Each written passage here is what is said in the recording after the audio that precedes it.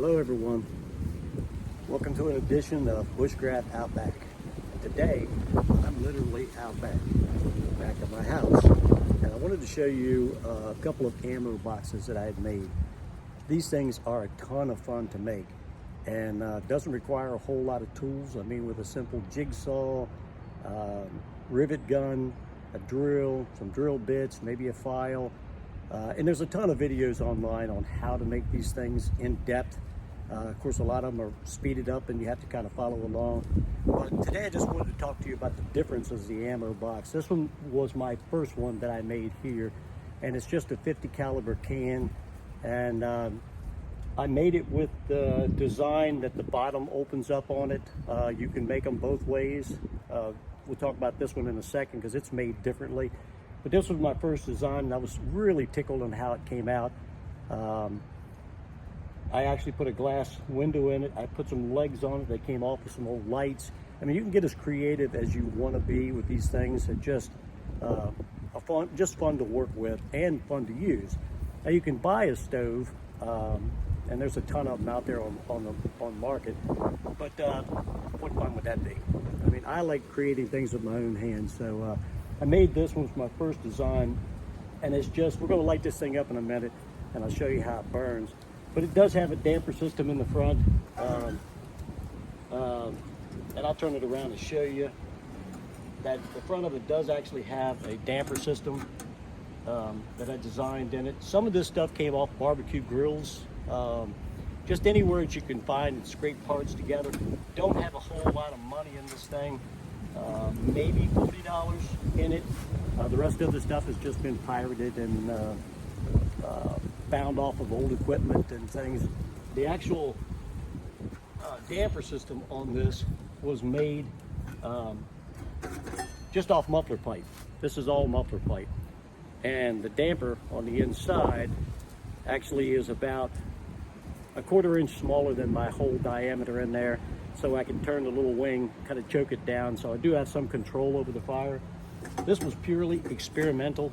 So when I did it, first time I fired this thing up, I had it up to about 800 degrees. So when you process your wood down for these stoves, you want to make sure that this is burning like a stick stove. In other words, if you put too big a wood in this thing, she'll get hot. I mean, red hot. And that's not what we want. These things I use in my hot tent, I use in my teepee, and they're just a ton of fun to take the chill off.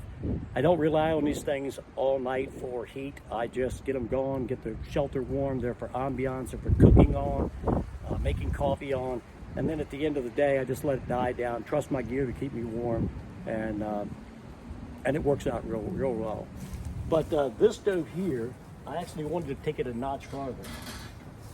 So this stove actually has a working oven. So I designed it with an oven on the inside that I could pull out, and see if I can give you a better view of it. This actually has a working oven that comes all the way out. I can cover this with parchment paper on the inside, bake cookies on it, muffins, toast for the morning. Who doesn't like some toast in the morning? But I can actually make my coffee on the top and put it in. It doesn't have a damper system on it because my oven drawer actually acts like a damper. I can actually pull it out a little bit. It allows enough air in, and then shove it in if I need to. I can use the same system on here on both stoves, but I wasn't satisfied completely with the first design, so I actually thought I would take it up a notch by creating this one with an oven on the inside, and this one seems to work well. This is made out of a Fat 50. You can get these things at Home Depot. You can buy them online. You can buy them at yard sales and get them dirt cheap. And this one is actually made with a removable top on it. In other words, unlike this one that's upside down, the bottom drops out and you can clean your ashes out. This one was made on purpose with the lid on the top. So what I can do is I can take this lid off the top and I can put sticks in here and use this as a fire pit on the outside. And I can have the oven. I can have sticks burning on top. or I can use it as a wood stove on the inside. So it's worked really, really well. And you can get as sophisticated as you want, but I'm pretty happy with both stoves. Now I did buy a titanium pipe that you can get anywhere, and this thing, only because this thing rolls up so nice, unlike carrying exhaust pipe around, I can actually stick it inside the stove and take it camping with me, and I'm only taking one system and not a whole lot of pipe with me. So I do have a titanium pipe to use with it, but with some simple tools like a rivet gun. Now if you're going to use a rivet gun, I'd suggest using steel rivets, because if you use the aluminum ones, they could melt out on you and you could have a little failure on your door. But I use steel rivets and a jigsaw and a file, a couple of other things, but they're not that complicated, and I just have a lot of fun doing them. I mean, they're just, they bring a smile to my face anyhow. So what I'm going to do is we're going to light this puppy up and see how she burns.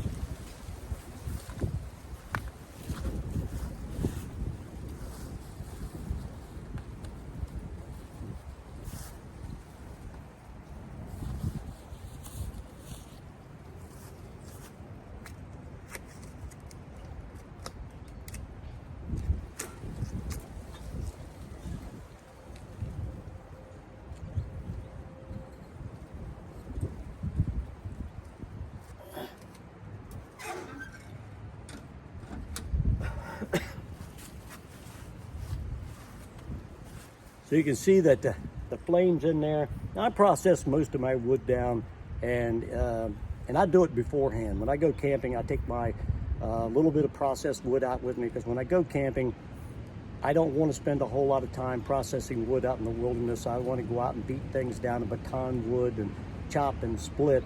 I want to have that done before I even go out, so it gives me more time in the woods to do whatever I want to do, fish, or just sit around camp and enjoy. So I kind of process my wood down, I keep it dry, and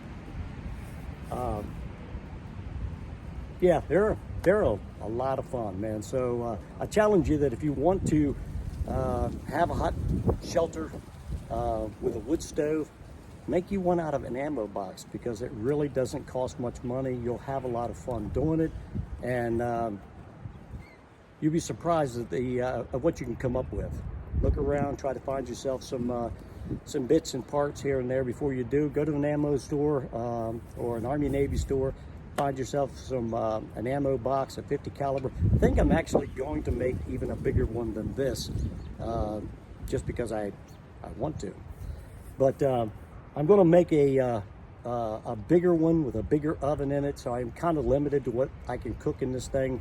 Now, don't get me wrong, we had cinnamon rolls on the last camp out, and that was pretty nice to be able to cook it in the wood stove. So until the next episode, get yourself some ammo boxes and have fun. See you.